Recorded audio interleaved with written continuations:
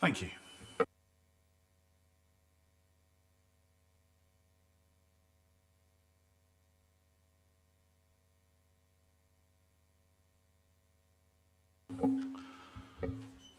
Evening all. Thank you for attending tonight's full council meeting. We'll start with item 1, the evacuation procedure. A fire drill is not expected, so if the alarm sounds, it is real. Please evacuate the building as quickly and calmly as possible. And if you can gather yourselves outside of the Virgin Money store opposite, formerly the Yorkshire Bank. Thank you. So, if I can move, before I move on to the full agenda and item 2, and apologies, and I know we have a number tonight, I would just like to pause for a moment and for us all to remember former councillor and mayor. He was mayor the first year I was elected, former mayor Brian Hawkes, who served very diligently and with good humour at all times. He sadly passed away, as we know, recently, and I think it would be appropriate for us to stand and have a minute's silence, if that's okay.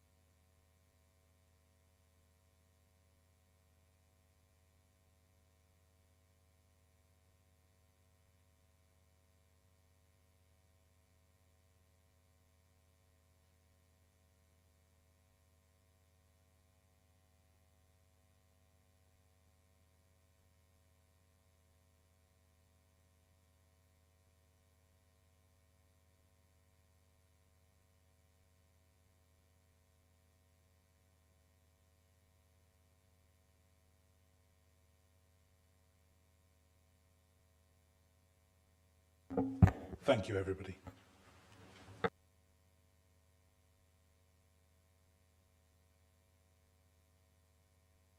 Right, we will now move on to the agenda proper. Item 2, apologies. I understand there are a number. Brent? Thank you, Mr. Mayor. Yes, we have apologies from Councillor Wilson, Councillor Croft, Councillor Clark, Councillor Watkins, Councillor Elliott, Councillor Brown, Councillor Hocking, Councillor Beetham, and Councillor A. Sargent.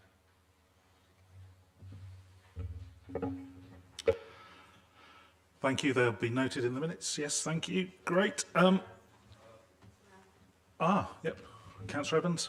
Could I also submit the apologies for Councillor Scott Harbison? Thank you. Noted. Right, we will move on to item 3, filming. All members are requested to turn on their microphones before speaking, speak clearly and turn them off afterwards. A microphone will be provided for any members of the public that are asking questions. Obviously, it's being filmed for streaming now and also for watching later on YouTube. I'm not aware that anyone else is filming this currently. No. We've had no notifications of other people filming. I'll move on then to the minutes under item 4. We need to approve the minutes of the meeting held on the 14th of July 2021. They're shown on page 7 of the agenda. Can I have a proposer? So that's Councillor Walmsley and seconded by Councillor Evans. There being no corrections and there's moved and seconded, I'll take those as unanimous agreement. Yep. Everybody's indicating so. So, yep, they're taken as approved unanimously. We move on to item 5, declaration of interests. Any declarations not already mentioned and printed on the list at page 30 to 36 in the agenda. Thank you, Mr. Mayor. I will need to leave the meeting after agenda item 10. Noted and quite correct. Thank you. Right, we will move on then to agenda item 6. I don't have any specific amendments. All of my recent activities have been on the appropriate mayoral Facebook page and on the Borough Comms. I'd ask everybody to support the Borough Comms by having a look at the Borough Facebook page and the Mayor's Facebook page. There is some interesting stuff on there. Obviously, it's information, it's not political, it is just to keep people informed. But I do believe that Councillor Golby has an announcement. Thank you, Mr Mayor. In lieu of Councillor Wilson, I will be acting as the de facto leader this evening.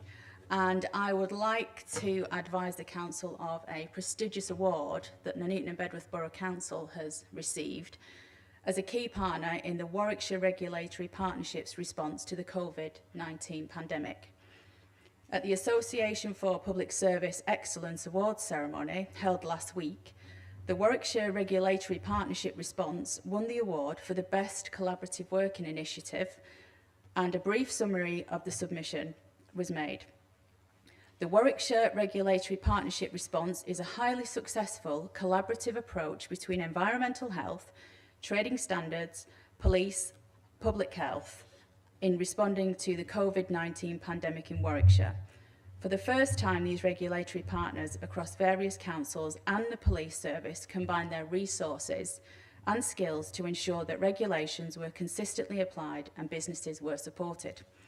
Multiple guides were produced as the regulatory framework changed, and partners worked together to deliver webinars, best practice guides and information for staff, operators and senior managers. It is intended to build on these links that have been made across the county with this approach and to work on projects like this in the future, hopefully not with a pandemic involved.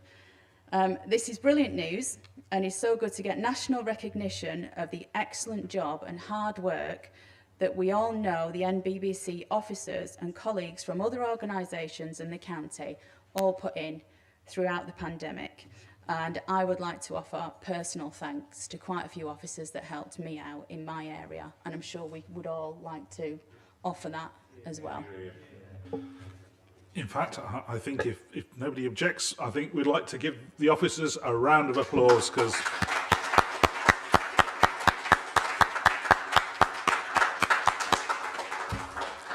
so often it can be a bit dry that we just, note of thanks in the minutes, and we should record that too. But yeah, absolutely marvellous job done and well recognised, and as you say, Councillor, on a national level. Thank you. We now move on to item 7, public participation. So we've got 3 questions tonight from members of the public. The first one is from Mr. Sam Margrave. He's not here in person, so Brent, our MD, will read out the question on behalf of Mr. Margrave. Thank you, Mr. Mayor. While we all understand we have a duty to offer safe refuge to small numbers who supported our troops in Afghanistan, many residents are rightly frustrated when they see large families with 7 or more members coming to the UK and being given big houses for refugees, when locally there are 98 families in the borough who need at least a 4-bedroom house, including some who need an extra room for a child with a disability or where families are blended. 800 plus people who would benefit from a bungalow, 97 people in temporary accommodation and more than 450 in band 1 or above, brackets priority need, including our own veterans. Can the leader of the council or cabinet member assure angry residents that housing used for refugees will not be homes local people on the housing list would have access to? It will be funded by new money from the national government and promises locals the council will ask its OSC to look at how the council, in partnership with others, can increase the supply of at least 4-bedroom social housing for local residents too. So everyone, whatever their family size, within reason, has a home that meets their needs, and everyone who needs looking after is. Thank you, Mr. Mayor. Thank you, Brent. Can I ask Councillor Golby, who's standing in for the leader, to respond? Thank you. Thank you, Mr Mayor. It's my portfolio, so I'd be responding anyway. I'd like to thank Mr Margrave for his question. And first point to make clear in all of this is The people we are discussing are not economic migrants who have landed in the UK from France via dinghy. They and their families are part of a UK government scheme for those who have helped our forces in Afghanistan and who are now at risk of almost certain death or at the very least severe persecution by the new and improved Taliban version 2.0. And that's simply by virtue of their service to our country. We've been working closely with other local government organisations in Warwickshire to assist with a joint operational response to the appeal for homes for locally employed staff, shortened to LES, in Afghanistan. Another point to make clear is that despite the inference of the question, no one will have seen any recent refugees coming to our borough and being given council housing, because I took the decision a while ago that this would not happen. Afghan families will not be rehoused into this council's own housing stock, but instead they are and will continue to go into private rented accommodation, supported by our officers where necessary. The LES scheme is funded by government, not this council, and we've already been approached by private sector landlords wanting to assist. I will not publicly go into the specific numbers of families or where they will be located, because I believe this to be a security risk. Let's not forget, we had counter-terrorism arrests in Nuneaton not that long ago. We also aren't looking at housing a great number of families. For context, it should be no more than you can count on both hands, but again, I won't be drawn into any further specifics, more than what I've given here. I believe that overall this is a fair and balanced approach which does not disadvantage our residents or those who are seeking sanctuary, and we have agreed to participate in the resettlement scheme on this basis. Moving on, even before I took over as portfolio holder, I was very aware of the situation with housing waiting lists and the shortage of social or affordable housing in the borough. This is one of the reasons why the decision was made not to use council housing for the LES scheme. I couldn't reasonably justify to anybody who is on the waiting list why others would be allowed to jump the queue. And although I absolutely do believe we've got a duty to help our Afghan colleagues, we also have a duty to our residents. With regards to social and affordable housing, as I pointed out at a previous full council, when we, the Conservative group, were in opposition, we proposed an amendment to a Labour budget motion to build 257 council properties. We worked with officers and had a fully costed scheme which would have delivered 76 more homes than the Labour administration proposals did. That is 76 more families with a place to call home. This was rejected by the Labour councillors who still sit in this chamber today. The amendment was rejected, and instead they supported their own proposals for the lesser amount. I am currently reviewing how we, as a housing authority, can better address our residents' needs when it comes to social and affordable housing. This includes the housing types and the delivery of these houses. I would also like to take the opportunity to highlight a positive from our housing teams, because currently we have the lowest number of void properties in this council, in the history of this council. So for anybody that's at home and doesn't know what a void property is, it's basically a council property that we can't let because it's being refurbished, or a property that is on the market that people just don't want to live in. And that, you know, believe it or not, there are houses that people don't want to live in. So I would like to publicly recognise the huge efforts that has been taken by the housing team to get these void numbers down to the lowest that this council has ever had. And finally, as far as the OSCs are concerned, I can't promise the council overview and scrutiny committees will look at anything, because it's not my place to do that. Council OSCs decide their own agendas. But what I will say is, if they do choose to review the housing policy today, now, they will be reviewing the housing policy of the old administration, the Labour group that used to be in charge, because the strategy of the Conservative administration is, like I've said, still being worked on. So it would be an exercise in futility. And thank you, Mr. Mayor. Thank you, Councillor. So our next question is from Mrs. Michelle Condacor.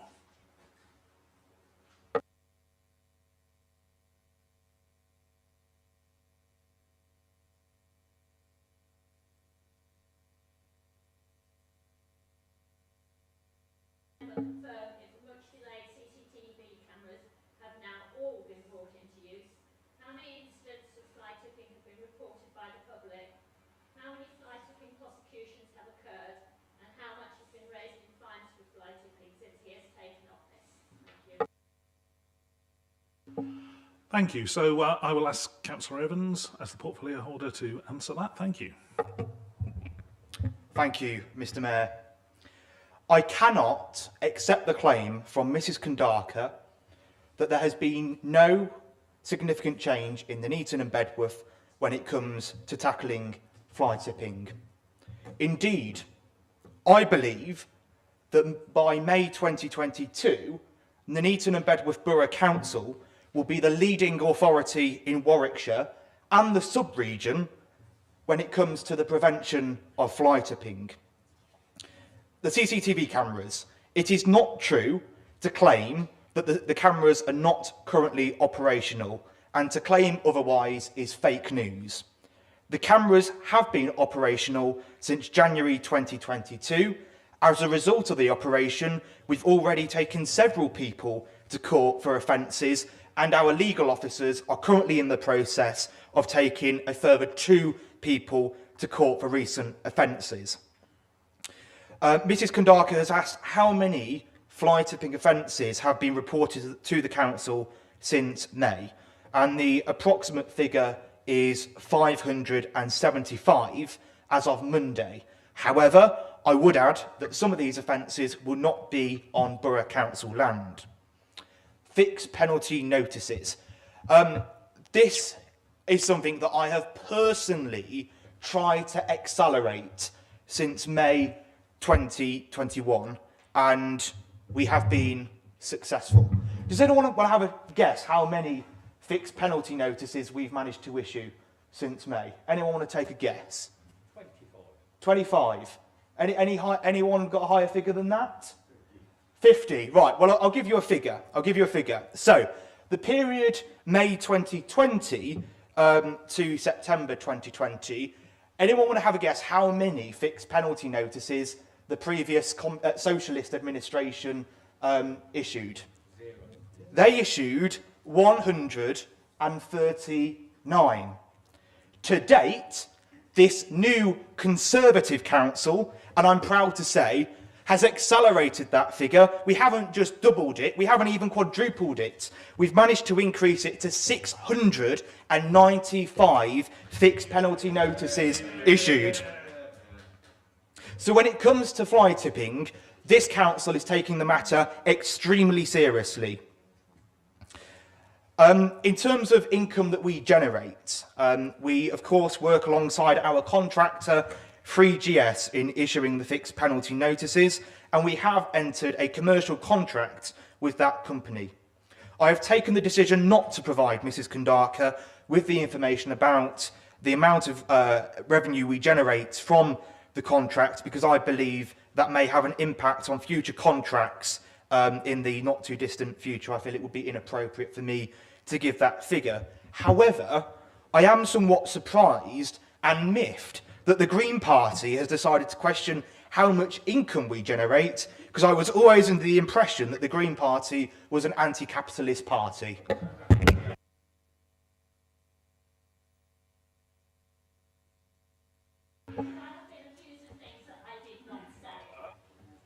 I'm afraid the questions aren't for debate as per the council rules. If we can move on to question number 3 from Carl Mayer. I don't believe that Mr. Mayer is here this evening, so Brent, I will ask you to read the question on his behalf. Thank you. Thank you, Mr. Mayor. I'd like to thank Councillor Evans for passing on my concerns regarding the disappearing bus stops in the Bedworth to the County Council. This problem first came to my attention when talking to one of my friend's 80-year-old mother, with a bus stop being removed, especially the seats at Lindley Road and Smorrel Road. Herself and also her 80-year-old sister-in-law have nowhere to sit and actually take it in turns to lean against the postbox. I know this has been reported to the County Council and appreciate with current situations things take time, but with winter fast approaching, is there any way things may be sped up so the elderly and other people who use buses can do so in very basic comfort to get to the town centre, health centre, market, civic hall, etc.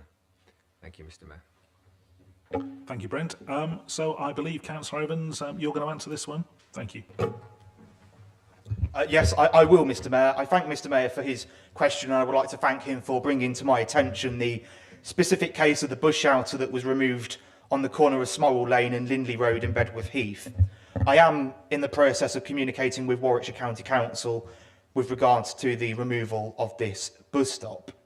I believe that bus shelters are vitally important for local residents, in particular our elderly population. It is only right that our elderly population are provided with a seat when waiting for a bus, and when it's raining, our residents should be provided with some sort of shelter. If I could just take the opportunity to provide Mr. Mayor with some context to the ongoing problem with disappearing bus stops across Bedworth and across the borough more generally.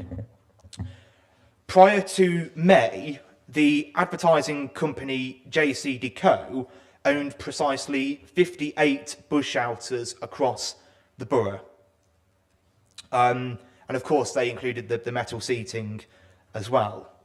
The 58 shelters were not owned by Nuneaton and Bedworth Borough Council or Warwickshire County Council, but solely by JCDecaux. The company come to a private decision that it no longer wished to operate these bus shelters, allegedly because they were not making enough profits from the advertising boards that were also contained on the shelters. The company approached Nuneaton and Bedworth Borough Council to ask if we would purchase all 58 bus shelters from the company. So following discussions between Nuneaton and Bedworth Borough Council and Warwickshire County Council, we come to the decision that we had the capital and the funding to purchase 39 of the 58 bus shelters. Both councils looked at the data and the stats and prioritised the top 38 most used bus shelters. Whilst it is regrettable that Nuneaton and Bedworth Borough Council was unable to purchase more, or indeed the full 58 bus shelters, I'm afraid to say that our financial circumstances are challenging as a result of the previous Labour Council's mishandling of the public purse. And given ongoing discussions within Cabinet, with directors about the February budget, because of the historic decisions made by consecutive Labour councils, every penny must count. However, should Warwickshire County Council confirm to me that the bus stop on Smorrel Lane was one of the JCDecaux shelters that was removed, I intend to discuss the matter further with County Councillors Peter Gilbert and Sue Markham, who were the two county councillors for Smorrel Lane, to explore the possibility of their Warwickshire Highways budget being used for a new bus shelter for the good people of Smorrel Lane and Bedworth Heath. Thank you, Councillor. Point of order. Thank you, Mr. Mayor. Two things. Firstly, I think we can ask for this matter to be referred to a scrutiny committee. Sorry, Councillor. Point of order. Yeah, I have the right, I believe, to actually pass a question to... No, we don't discuss or debate I know we don't public discuss, questions. but we can ask for it to go to committee, to scrutiny committee. And secondly, on That's the agenda paper... Cabinet questions. Bear with me.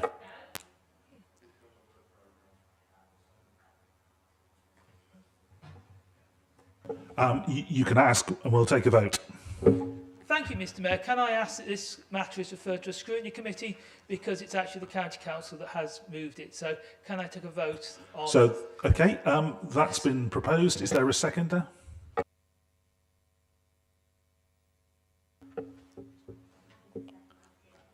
Councillor Shepherd has seconded, so we will take a vote.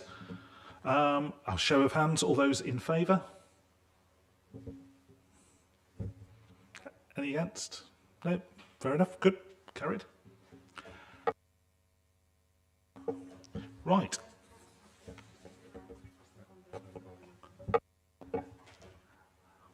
Councillor? Thank you. And my point of order was actually on the papers it says public can now ask supplementary questions, which you didn't allow Mrs Kandaka to ask. Thank you, Chair. Yeah, there's a difference between asking a supplementary and a debate, and it's very clear that the questions aren't for debate. Thank you. So that ends public participation. What I would like to do now is deviate from the printed schedule and move to item 11, questions from members. The reason that we are doing this is historically on agendas, the questions from members used to be right at the end. But as we will be going into a closed session to discuss confidential items about employees, the public will lose the opportunity to hear the members' questions, and so we're bringing that item forward, unless there's any objections to that. And so we will start with Councillor Condacall. Right, Mr Mayor, this question was for the Leader of the Council. Obviously, the Deputy Leader can take it instead. On Sunday, the Nuneaton News reported that the proposed Abbey Street Hotel is on track and quoted you, as it was actually Councillor Wilson, as saying, "We remain on schedule for the work that is needed to begin development of the hotel. The next step will be for the council to appoint contractors who will be doing the work, and then people will begin to see more activity on the site soon after that." What is the current schedule for the opening of the hotel, and how far off budget? How far is the budget off track, given the cost pressures from Brexit, COVID, supply issues, and the new increase in national insurance contributions? Thank you, Mr Mayor. So I'll ask Councillor Golby to respond. I think Councillor Wilson has already written a response, which she can read out for us. Thank you, Mr Mayor. Yeah, this is from Councillor Wilson. He thanks Councillor Kandaka for his question. The Abbey Street Hotel is an exciting new chapter in our town's history, and one, I hope, that will kickstart the wider regeneration of Nuneaton Town Centre after years of neglect by the last Labour administration. It's anticipated that the council contractor to build the hotel will be appointed within the next few weeks or so. The new Hampton by Hilton Hotel is to be delivered as part of the Abbey Street development and will be completed by late 2022, early 2023, with an opening shortly thereafter. I can confirm that the council's competitive procurement process has ensured that the cost of the construction of the hotel and the enabling works are fixed, and the council is protected from such increases. As mentioned, increased costs are a contractor risk. The project remains on track and within budget. Thank you.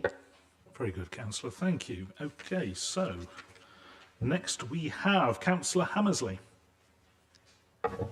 Yes, hello, Chair, Mr Mayor.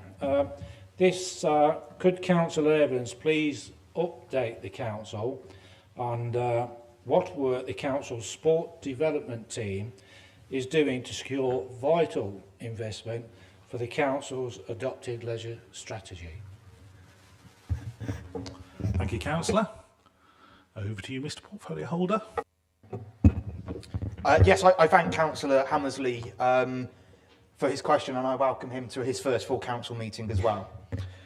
Further to the statement I issued at full council in June, I would like to reiterate that the Nuneaton and Bedworth Borough Council has submitted a £15 million funding application to the Ministry for Housing, Communities and Local Government as part of the government's Levelling Up Fund.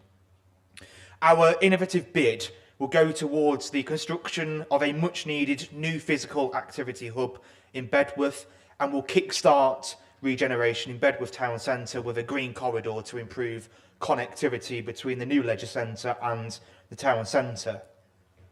For years, consecutive Labour councils ignored Bedworth and ducked the issue of creating a new leisure centre in Bedworth.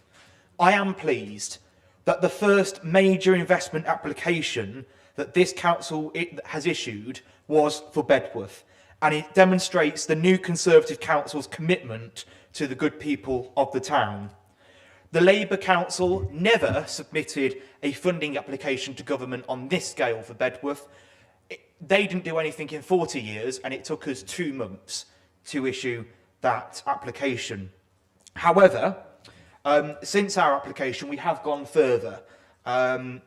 We are just about to issue an expression of interest form to Sports England towards funding from the Strategic Facilities Fund.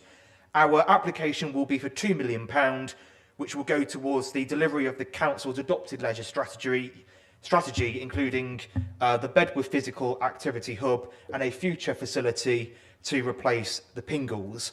I would like to put on record my thanks to Marcus Jones, Member of Parliament for Nuneaton, Craig Tracy, Member of Parliament for Bedworth and North Warwickshire, who have both issued letters of support to the Chief Executive at Sports England in favour of our submission. And I understand that you, Mr Mayor, have also issued a similar letter, and I hope that our is successful. Thank you, Councillor Evans.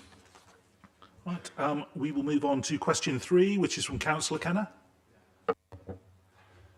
Thank you, Mr Mayor. With the Bermuda Connectivity Project now moving forward, I have massive concerns about the impact the project will have on residents within Bermuda Village and the wider Stockingford area. Could I please lobby the relevant Cabinet member to request that the Council's transport fleet does not use Bermuda Road in particular as a cut through to Stockingford and the rest of North Nuneaton? Thank you, Councillor. Councillor Evans, that's you again, I believe. Thank you, Mr Mayor. Like Councillor Kenner, I too have concerns about the impact that the Bermuda Connectivity Project will have on the roads around Bermuda Village, in particular Bermuda Road. I am pleased to inform Councillor Kenner that I have instructed my officers within the Refuse Department not to drive any vehicle within our transport fleet on Bermuda Road in order to get to Stockingford and the wider northern parts of Nuneaton. That's my phone vibrating, I'm afraid. Sorry, I do. It's all right, it didn't ring. Yes. As such, as Cabinet member, I will still expect our drivers to be using the A444 when using council vehicles. However, should any refuse trucks need to carry out operations on Bermuda Road or the immediate roads off it like Shillingston Drive, then I will permit the use of the new bridge for this purpose only. I know that my Cabinet colleague, Councillor Golby, has made almost identical representation to her heads of departments with respect to the housing repairs fleet. Whilst I know that the Bermuda Connectivity Project will have an adverse impact on local residents within the village, I hope my decision and that of Councillor Golby's may go some way in limiting the impact this project will have on our taxpayers. Thank you, Councillor. Question 4, listed as Councillor Singh. Thank you, Mr. Mayor. Can the portfolio holder for public services provide an update on his department's progress in fulfilling our manifesto commitment of tackling crime and grime across Nuneaton, Bedworth and Bulkington? Thank you, Councillor. Councillor Evans, you're up again. Yes. Could I first of all welcome Councillor Singh to the Council, and I congratulate him on tabling his first question to Council since his election in May. Councillor Singh has been a man of action in Bedworth Heath since May, and I know firsthand that he's been taking a specific interest in fly tipping and has been very successful recently with a piece of land off Newcomen Road. As stated in my response to Mrs Kandaka from the public gallery, I envisage Nuneaton and Bedworth Borough Council being the leading authority across the county on tackling grime and fly tipping, and that is my personal mission over the next few months. I thank him for giving me the opportunity to update Council on the steps we are taking to implement our manifesto commitments.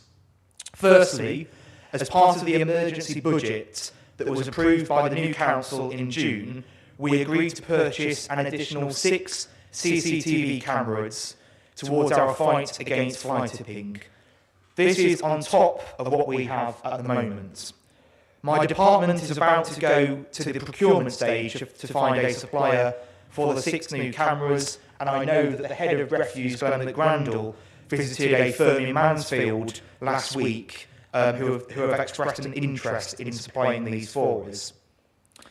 Further to this, at the emergency budget in council, it was agreed that there would be a deep clean of the Nuneaton Town Centre, Bedworth Town Centre and Bulkington Village Centre twice a year.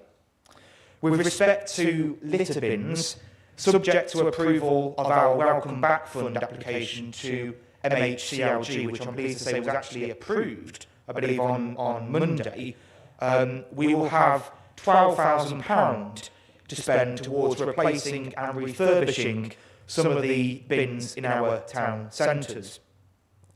Since May, the new Conservative Council has issued a record number of fly tipping notices to individuals who have decided to spread litter and commit fly tipping offences across Nuneaton and Bedworth. At the first full council meeting in June, I made it abundantly clear to people that if they decided to fly tip, the council would catch them and we will prosecute. And we have been doing exactly that. During the summer, our river clearance team based at Gresham Road conducted a mass clean-up of the river anchor, removing around 8 tonnes of rubbish, including traffic cones, scaffolding and bicycles. Might be of interest to Councillor Kandaka. We have much more planned within the river clearance work programme, and I have asked officers to include the river anchor within the programmes for a second clean-up. As I mentioned in my first response, and I'm going to repeat it again because I'm very proud of the figure, we have issued 695 fixed penalty notices since May towards tackling fly tipping, but we have also issued fixed penalty notices towards things such as urinating in our town centres. We've issued fixed penalty notices to businesses who have disposed of their commercial waste inappropriately. And we've also issued fixed penalty notices to residents who have decided to use dodgy individuals to collect waste who will then dispose of that waste inappropriately. So we are going very far in delivering our manifesto commitments. It shows that with a Conservative council in Nuneaton and Bedworth, we do stick to our promises and we don't lie to our good taxpayers as the last Labour council did. Thank you, Councillor. I think we'd like to stress to the public, everybody at home watching this, please, if you are getting somebody to take refuse and waste away for you, other than obviously the local council, please make sure that they are appropriately registered, insured and have the appropriate permits, as if they dump your waste and we trace it back to you, you will unfortunately be liable. So please, we don't want that to happen. Protect yourselves, only use bona fide suppliers. Thank you. I would now like to come to question number 5, and I'm going to ask Councillor Baxter-Payne to ask his question. Thank you, Mr. Mayor. Could I ask the portfolio holder to provide us with an update on the proposed move from the Department of Work and Pensions into the Rope Walk, please? Thank you, Councillor. Now, Councillor Wilson has, I think, drafted a response which Councillor Golby will deliver. Thank you. Thank you, Mr. Mayor. Just while I'm on the microphone, I'd like to just be clear to everybody, they are away because of illness. So I don't want anybody posting nonsense on social media about absences. So can we just bear that in mind, please? From Councillor Wilson, I thank Councillor Baxter-Payne for his question because it gives me a chance to set the record straight publicly about what is happening with the Job Centre. I'm aware that there has been some discontent online, if I can put it that way, and the Job Centre is moving into the Road Walk, and the claims that this council is responsible for the decision.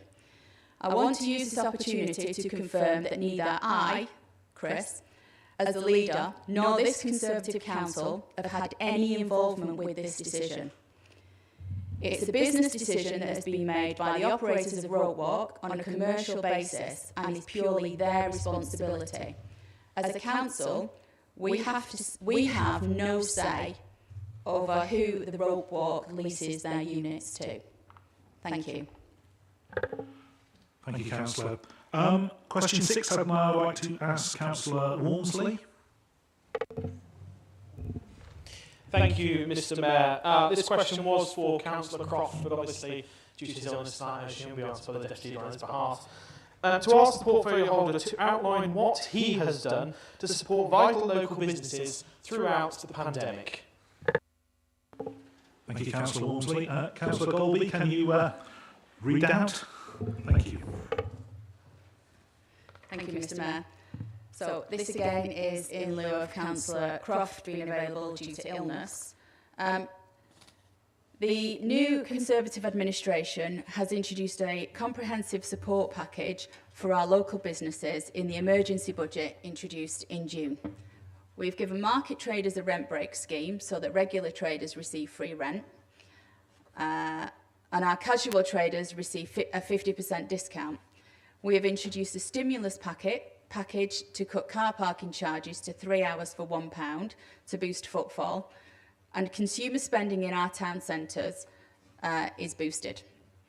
This offer will run until March 2022 and includes 2 months completely free parking over December and January. Not only this, but the council has paid £3.7 million to businesses of all sizes in direct grants for hardship, business support, shop fitting and relocation costs, etc. In the final weeks of our grant allocation in summer, we made special care to target payments at those businesses still impacted by the final phase of the COVID restrictions, for example, wedding firms, travel agents, events, exhibitions, etc.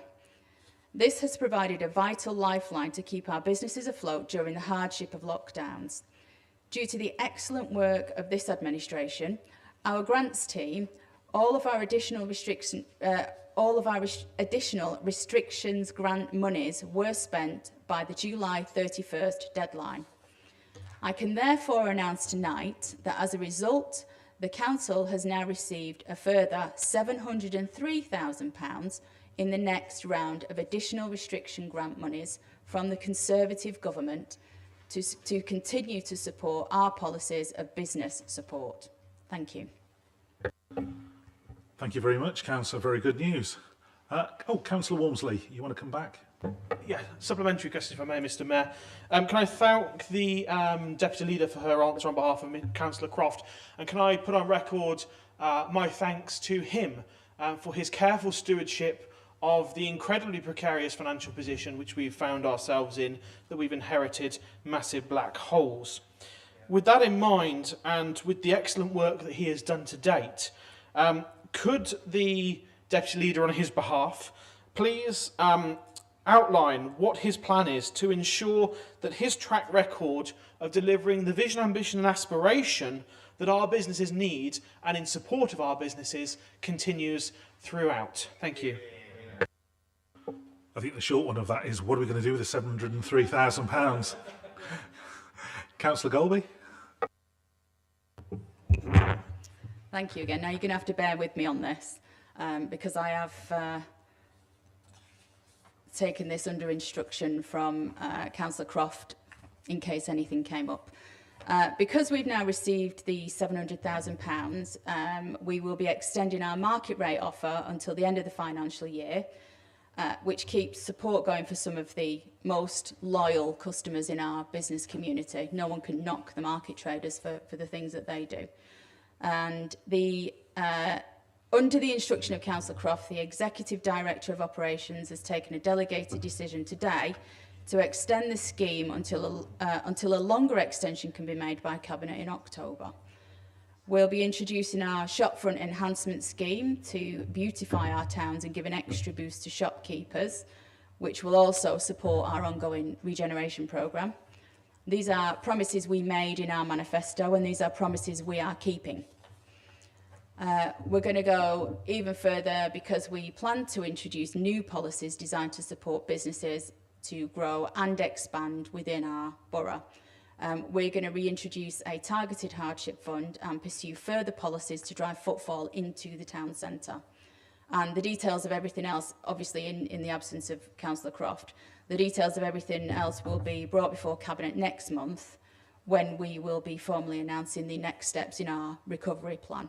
So I know that might sound a little bit woolly, but it was kind of, I've got a bullet pointed list to refer to should I need to, so that's what has been picked up. And I'd like to thank Councillor Croft for pulling that stuff together from his very sick bed. Thank you very much, Councillor Golby. Right, so we'll come to the last question, which is, last but not least, Councillor Sekovic. Yeah, thank you very much, Mr. Mayor. This, again, is to Councillor Wilson, so I'm guessing Councillor Golby, you're up again in the moment. So my question is, the Leader of the Council held a series of meetings with the different town centre business sectors in Nuneaton and Bedworth. Can you give an update on key points raised at these meetings, please? Thank you. Thank you, Councillor. Councillor Golby. Thank you again, Mr. Mayor. And thanks, Lubs, for the question. And Chris has pointed out that it gives him an opportunity to update the council how, after 4 months of a new administration, we are doing things differently. So he has held 6 virtual meetings, which were held with representatives from each of the main business sectors within our town centres, which have been independent retailers, national retailers, food and beverage outlets, commercial, market traders, and landlords and commercial property agents. In each of these meetings, Chris outlined his desires and obviously our desires to improve communication between the business community and officers and the members of Nuneaton and Bedworth Borough Council. The meetings also provided those attending with an update on both the Transforming Nuneaton and Transforming Bedworth projects and details of the proposed new shopfront improvement grant schemes, the plans to introduce a town centre partnership group within each town centre being a couple of the things that were discussed. Those attending the meetings welcomed the opportunity to improve dialogue between themselves and the council and were supportive of the proposals to develop the town centre partnerships.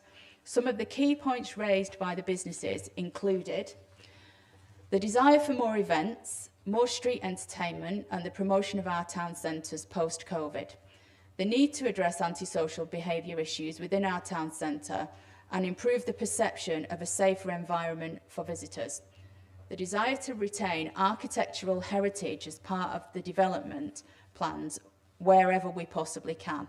And I know that's something that we've actually discussed at length, just new build can still be very beautiful build. We need to improve the look of the empty shop fronts. We need to improve the publicity and updates relating to the town centre development programmes and the need to update our parking solutions to accept card payments. There was also recognition that the public sector is funding the majority of the regeneration at the moment, and we need to bring the private sector on board to deliver the wider regeneration plans. We can't wait for investors to come to us. We need to get out and sell ourselves to investors. We need to do that as a council and as a community a lot better so that we can bring investment into Nuneaton and Bedworth. A corporate identity was raised as something that we are lacking and that we could be a lot more professional in how we approach things. We need to build a brand for Nuneaton and Bedworth for businesses to buy into. Based on this, officers and I will be working on all the feedback provided together with wider plans to improve how we market ourselves moving forward and how we sell opportunities in Nuneaton and Bedworth for regeneration. I will also be continuing with plans to establish the town centre partnership and building a better relationship within the different business sectors of our borough. Thank you, Mr. Mayor. Thank you very much, Councillor Golby. Right, that concludes the members' questions and answers. So, we will now move on to agenda item 8, which is the Cabinet report. So this is an opportunity for members to ask questions about the report of the leader or deputy leader standing in for them or Cabinet members. So, are there any questions? Right, Councillor Condacor. Thank you, Mr. Mayor. On page 3 of our additional thing, it mentions the performance report. We had a cabinet meeting a week ago. At that meeting, we discussed Glendale performance issues, where the portfolio holder, Councillor Gutteridge, mentioned about the councillors not reporting stuff on Glendale Live. I've actually reported 11 things in the last year on Glendale Live, and my wife has reported about 20 things. Can the cabinet member actually agree to providing all councillors a monthly or quarterly update on the Glendale issues, particularly if we are being accused of not reporting stuff when clearly me and my wife are reporting stuff, 13 reports from me and Michelle. It would be useful if we could see as councillors the same performance reports that the cabinet member sees, and will take forward my requests for that to happen. Thank you. Councillor Gutteridge, if you'd like to respond.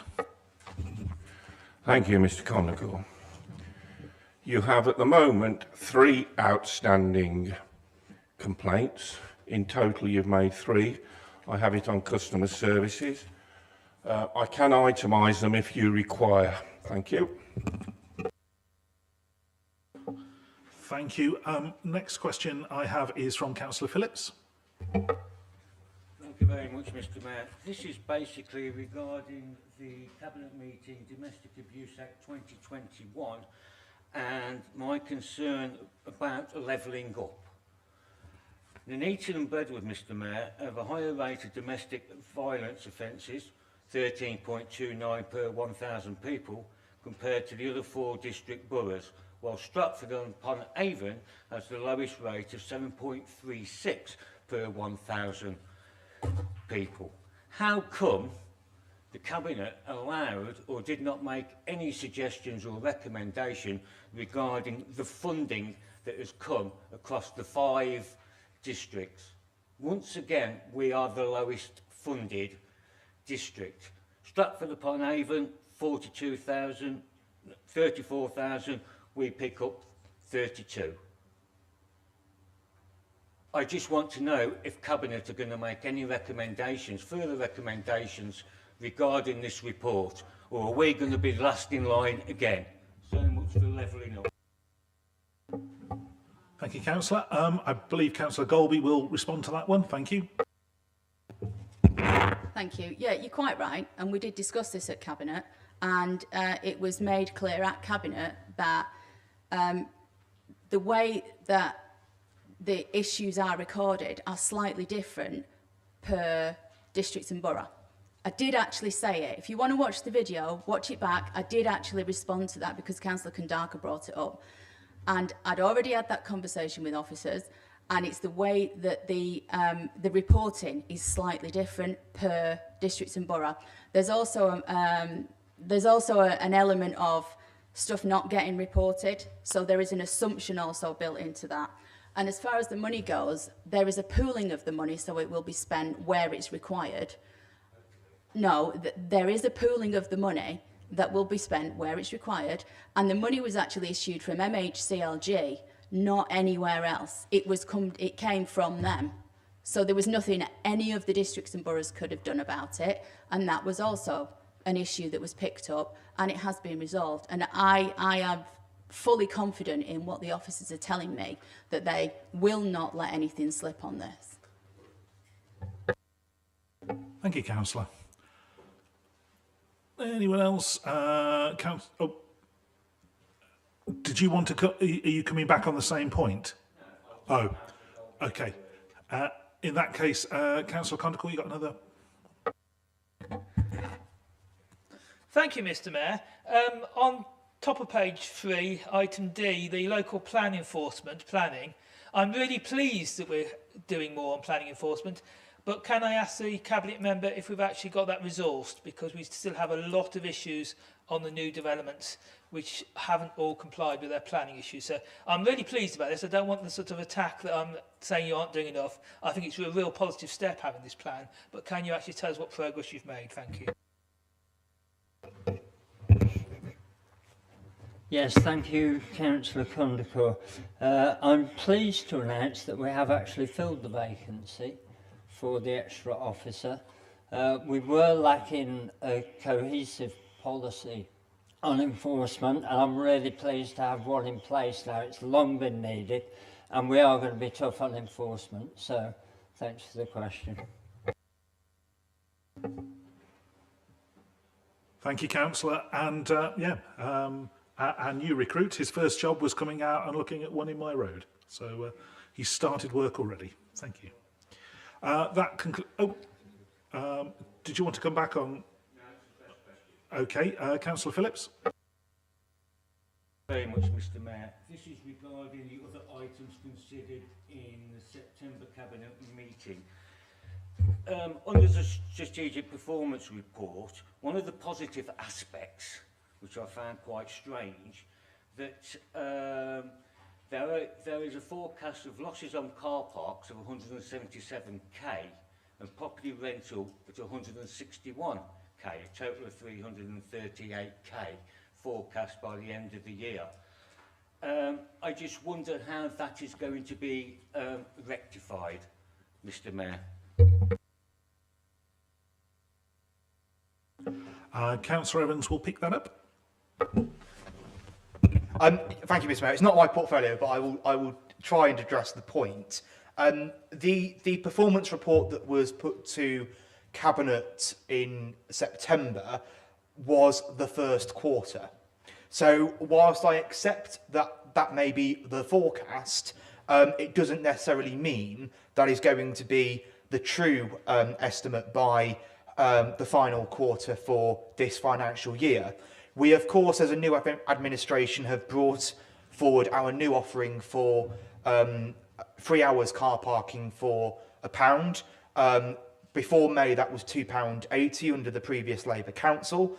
I believe that more residents are going to be taking up that offer, and I think that's going to improve our income for parking, and I think that will be reflected in the final quarter.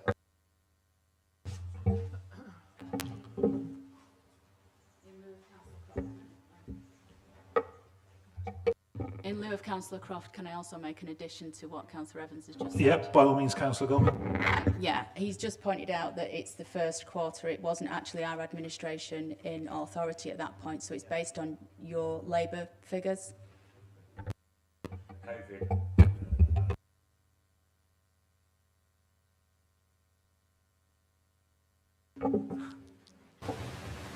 Is there a cabinet holder for...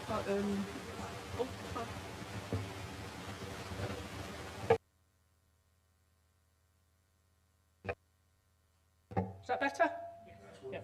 Yeah. Just following on from Councillor Phillips, I'd like to know if the cabinet holder has a figure of how much will be lost due to Royal Mail, the loss of Royal Mail parking.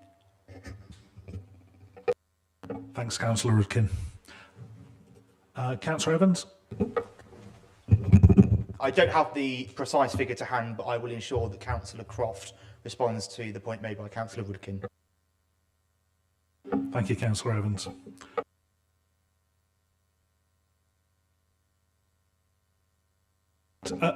Councillor Condicore, you want a third one?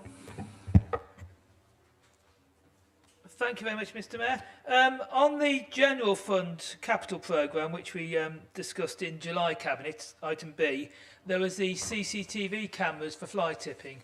My wife asked if they'd all been brought into use. Can Councillor Evans confirm they're actually all in use? We weren't saying that none of them were working. My wife asked if they're all in use, and it'd be useful to have an update on that. Thank you, Chair. Councillor Evans, thank you. Thank you. So prior to May, the council had CCTV cameras for the purpose of overt surveillance to try and catch fly tippers. Those became operational in January 2021. To date, they have been working. We have caught fly tippers. We have gone through the process of taking them to court. In June, we decided that because it was working, as part of our emergency budget, we would put funding in place to get a further 6 additional CCTV cameras on top of the ones that we already have. The procurement process to get those new cameras has started. I know that the head of refuse at Gresham Road visited a business in Mansfield last week who has expressed an interest in supplying these. Of course, you know, as a council, we have to comply with procurement legislation. We are going as quickly as we can. I want to see them here as soon as possible because I want to take these nasty people to court, naturally, and we want to prosecute them. So we are going as quickly as we can, but we have to follow the law, Councillor Kandaka. Thank you, Councillor Evans. You wanted to come back on that one, or Councillor Condacall? Just very briefly, thank you for the answer. That's the sort of answer we wanted. Can we have an update when they're installed, please, to members? Thank you. I'm sure that will be forthcoming, won't it? Councillor Evans, do you want to cover that? It's a complicated matter, Councillor Kandaka. I'm happy to inform you when they are operational, but I will not disclose the information of where they are located. I think that's fair enough. Right, I think we are all done. In which case, we will move on to item 9, Treasury Management. Councillor Golby, do you wish to move the recommendation on page 41? So, Councillor Evans, you're going to move this. Yes, Mr Mayor, in the absence of the Cabinet Member Finance, I will be moving the annual Treasury Management report. Pursuant to our statutory requirements under the Local Government Act 2003, I am presenting this report to Council this evening to seek approval for our annual Treasury report for the Treasury Management activities and actual prudential and Treasury indicators for the financial year 2020-2021. I would of course remind members that the content of this report covers the activities in the last financial year and does not provide members with an update on how this year's activities are looking, because that report will be published this time next year. The last financial year was of course during the coronavirus pandemic, and we all know the impact the restrictions had on businesses, and of course this caused volatility within the markets. However, I am pleased to inform Council that we did manage to increase our general fund earmarked reserves despite heavy financial burdens placed upon this authority. I am pleased that section 4.5 within the report highlights the fact that the UK government's decision to implement the withdrawal agreement back in December 2019 has eliminated a significant downside risk for the UK economy. We are now at a stage where the UK can stand tall, be proud of that referendum result and reap the benefits of the UK's departure from the European Union. Further to this, I am pleased that our external auditors, Grant Thornton, are satisfied that the Council continues to have proper arrangements in place for securing economy, efficiencies, effectiveness in its use of resources. As always, this Council and Cabinet would like to pass on our thanks to the Head of Treasury Management, Craig Pugh, who always keeps this Council's Treasury portfolio on a steady course. I think that's fair to say. So I beg to move that the actual 2020-2021 Treasury and Prudential indicators detailed in this report and summarised in Appendix 1 be approved, and that the annual Treasury Management report for 2020-2021 be noted. Thank you, Councillor Evans. A seconder, please. Councillor Golby, thank you. I'll second and reserve my right to speak, Chair. Thank you, Councillor. Okay, it's been moved and seconded. We know what we're voting on, and that's been described and is printed in the agenda. Does any member wish to speak? One speaker, Councillor Condacall.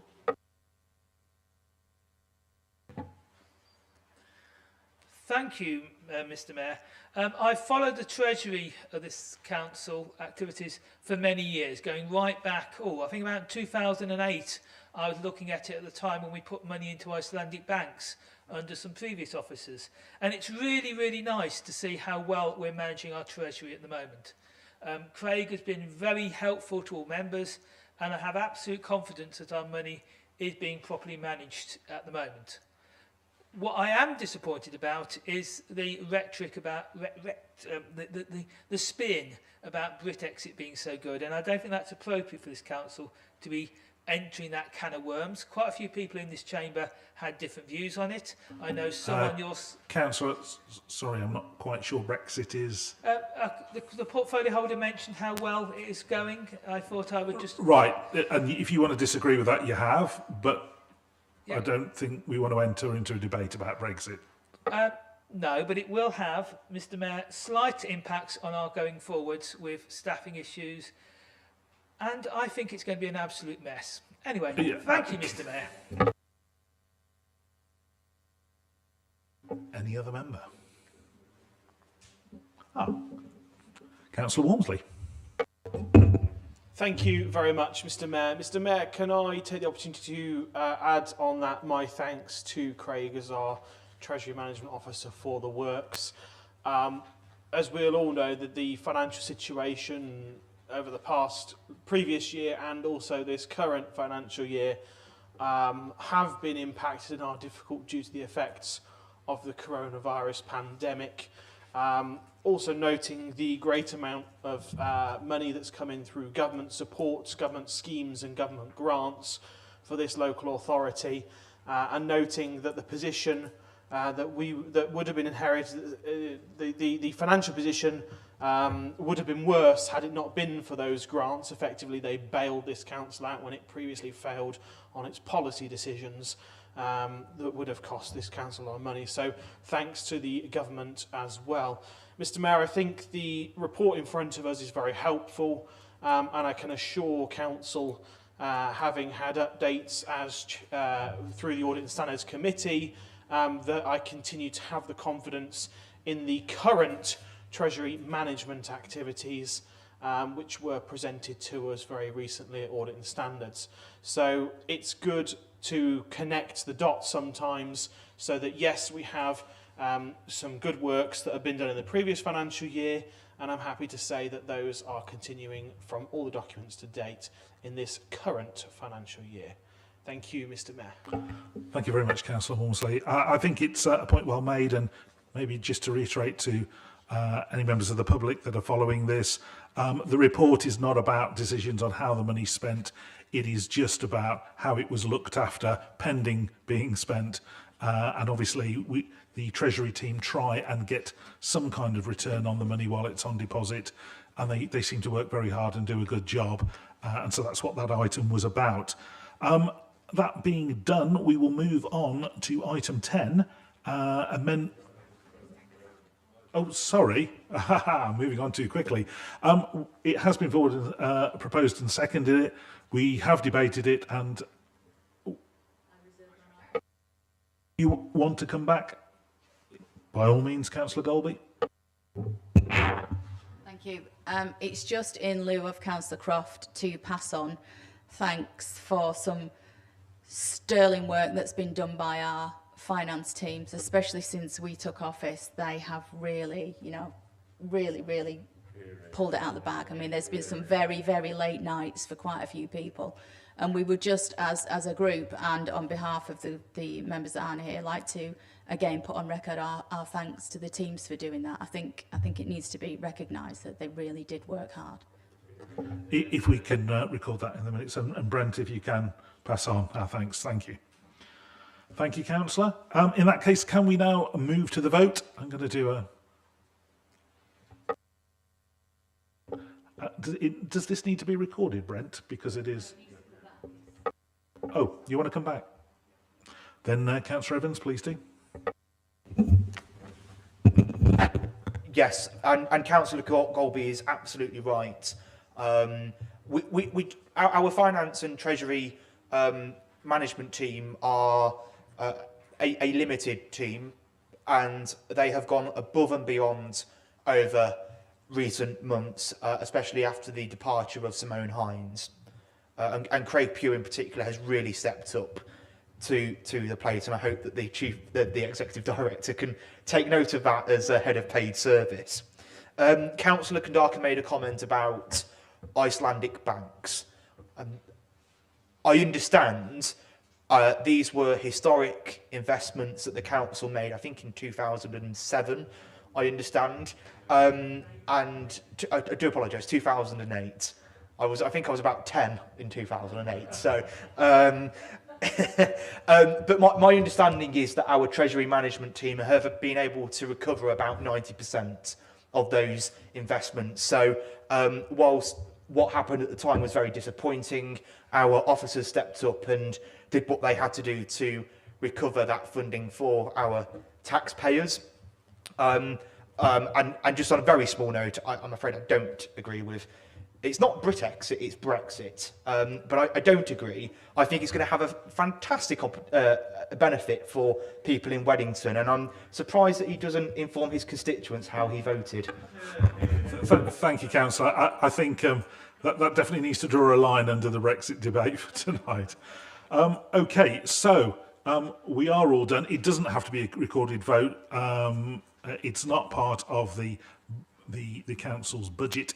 It is just a retrospective report on how the money was looked after. So I will take a show of hands. All those in favour? That appears to be unanimous. Thank you. Right, this time we really will move on to item 10, and I'm going to ask Councillor Golby to put forward the proposal. Thank you, Chair. I'd just like to move agenda item 10 as written. We have a seconder for that, Councillor. Yes, I will happily second that recommendation. I think it makes sense for Councillor Wilson to represent us on the local enterprise partnership. He is, of course, the portfolio holder for business and regeneration, and has been involved with the Transforming Nuneaton project from day one, so he has the necessary knowledge. And I know that Councillor Wilson has just initiated the first meeting of Transforming Bedworth, and of course we will be looking to the LEP towards funding for that. So I think the recommendation makes sense. Thank you, Councillor. That's very good news to hear. And yes, we will definitely be looking to the LEP for funding. Just so everybody is clear, all this is doing is confirming our appointment of our representative on the local enterprise partnership, the LEP. And it couldn't be anyone more suitable than having the leader of the council on there. And I understand their deputy will be the deputy leader. So, any member? No. In that case, can we, did you want to come back and say anything more, or we just go to the vote? Show of hands, please. All those in favour? And against? And abstentions? 4 abstentions, 1 against. So that is carried. Thank you. Right, we've already done item 11, which was questions from members. So we are going to move to 12, exclusion of the press and public. At this point, if we can just record, obviously, that officers left the room. Thank you, Brent.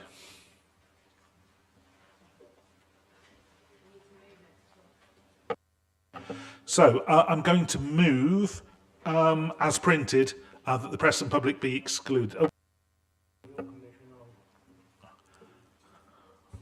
What is it, Councillor? I wanted to debate whether we should exclude the press and public before we actually took them out. It's not the public that we're throwing at, it's the officers that have to leave, because we're going to talk about whether it's in private or not, other officers.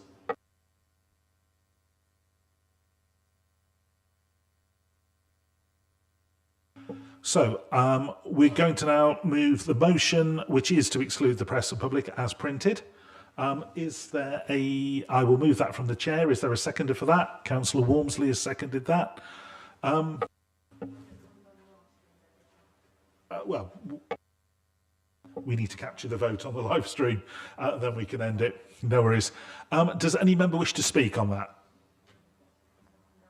Councillor Condark? Thank you, Mr. Mayor. The restructuring is an important thing that's going on and will probably last us a decade. I don't see any information in the pink papers that is particularly financial or about people in other details other than what they are and what jobs they have or might have in future. And I'd actually move that we don't hold this in private because it is important. Thank you. It's rather a surprise that you should move that, councillor. We will. We will when it comes to the item, councillor. Yeah, but, well, good point, well made.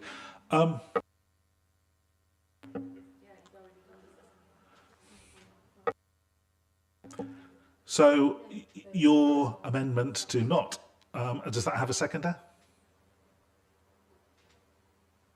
No, sorry, councillor, then that's not going to happen.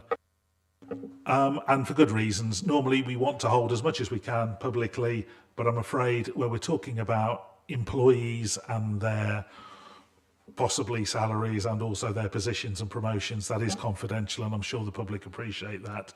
Councillor Golby. Yes, Chair, it's just to be clear that this is actually a HR issue and we can't discuss HR issues in full glare of the public, live streamed to all council officers that may or may not be affected by this, which is why we are excluding public and press. When it becomes not a HR issue in that respect, it will be put in the public domain. So I need to be clear that there is no secrecy or backdoor, closed door, whatever. Actually, it will actually come out in the public domain. It's just at this moment, it's to do with employment contracts and HR issues, and we do have to respect people's privacy on those things. Absolutely, quite so, councillor, well said. And, you know, there is also treating our employees with respect, and I'm sure everybody, every member of the public would fully understand that. Councillor Evans.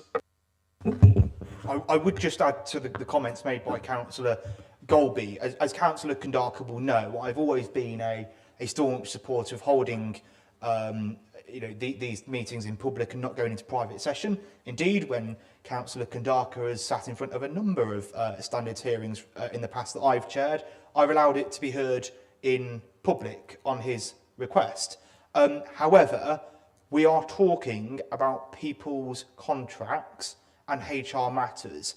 And if I was an officer of this council, with respect, I wouldn't want people knowing about my employment terms and my contracts. So I think it's justified to hold this session in private. Thank you, councillor. If there's no other member, then we will move to the vote. Oh. Yeah, then we will move to the vote. A show of hands, please. All those in favour of excluding public and press? Any against? Any abstentions? So it's just one against by the look of it. Okay, that's carried anyway. So if you can turn off the live streaming, and we'll wait for confirmation of that. Thank you for everyone's attendance on the live stream and who's watching this on the recording on YouTube. Thank you.